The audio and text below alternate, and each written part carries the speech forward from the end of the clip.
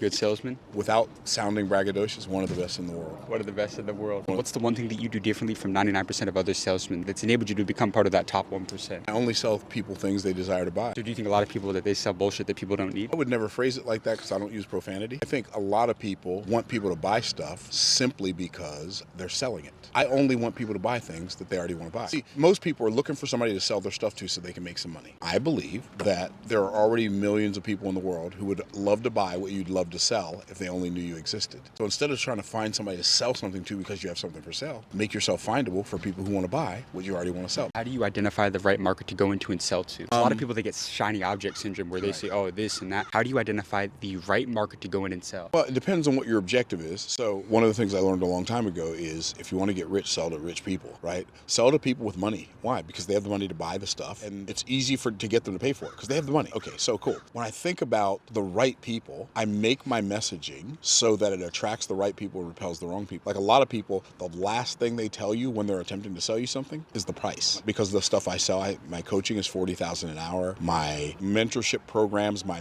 masterminds, they range from $27,000 all the way up to $1 million a year. And so I put that out there up front. So the people who I'm not for know I'm not for them. And they don't bother me and I don't bother them. Everybody's happy. You said you got to solve expensive problems because would you agree that it's the same stress to go after $5,000 problems as $100,000 problems? Yeah, it requires the same level of energy is how I would describe it. It takes no more energy to sell $1 million program, $1 million offer than it does to sell a $1,000 offer. You're just selling it to a different person. A person's ready to buy. They're ready to buy what they're ready to buy. So how do you get money from a rich person then? See, I don't see selling as getting money from people. I see it as delivering value to them. You get money from them because they happily pay you because you've solved the problem they've been struggling with for a long time. How do you define sales? I just find sales as uncovering the value of what I have to offer so well that people are happy to exchange the money they have in their pocket for the value I've revealed. So most people, they think of selling as talking somebody into buying something they don't want, don't need, and can't afford, right? Because they don't see selling the way I do. If somebody says no to their offer, the first thing they do is lower their price. I recommend, instead of lowering your price, why not just raise the value?